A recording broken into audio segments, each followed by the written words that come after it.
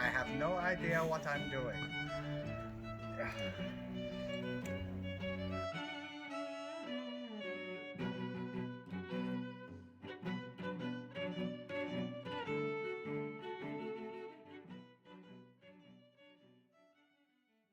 Just always feels vaguely threatening, just attaching the wide gauge to my syringe. Come on, come on. Ah, keep it down, keep it down. Every time I've cooked a brisket, apart from the first one, which was dreadful, every time I've cooked a brisket, I've injected it.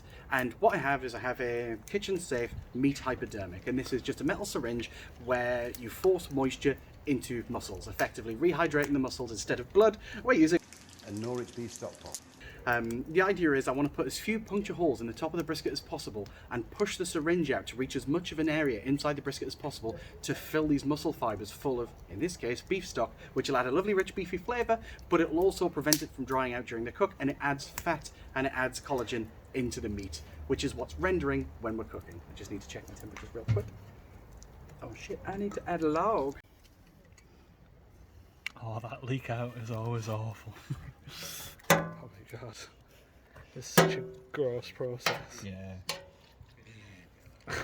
There's some really impressively gross noises.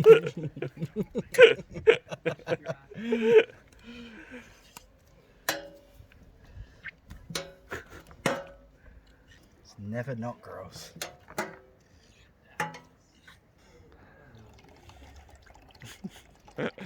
Every time I'm like, he's going to take a drink, he's just like, nope, just going to pour out my beer.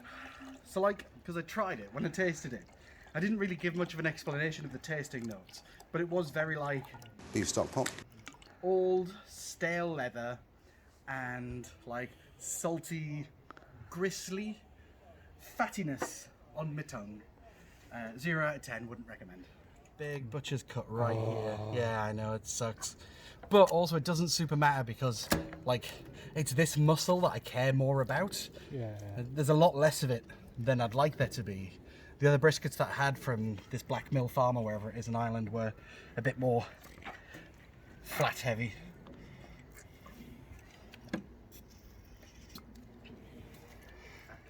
Pay special attention to the gaps between the muscles. Make sure that you're adding some of that broth into the fat because that seasons the fat and it means that the whole thing is delicious and tasty when you're slicing through it.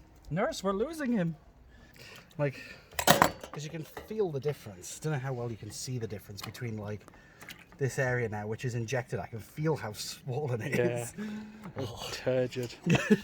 And compared to this unturgid area here, we can put them side by side, and you can see, even though they're basically the same, I can feel how firm this has now become with Rich beef stock pot.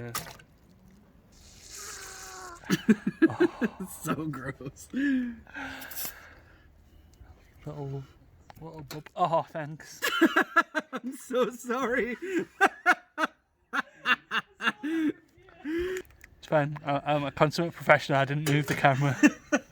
Now, one thing I've started doing recently is making sure when I'm using my hypodermic that I'm not puncturing the bottom of the brisket. Now, what I was finding was during cooks, all the moisture which is getting pushed out during the stall is washing away all of the rub that I'm putting on the bottom of my brisket, which is taking the brunt of the heat from the fire.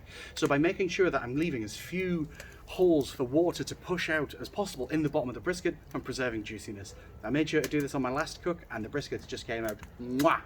I genuinely think that makes all the difference in the world. So don't puncture the bottom of your briskets, don't inject from the bottom, just inject through the fat cap. Did you get that inflating there?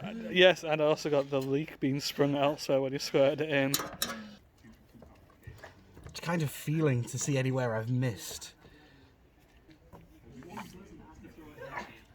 Definitely got that inflating. Yeah, well, this is the bit that dries out most, so I want it to be good and swollen. Oh.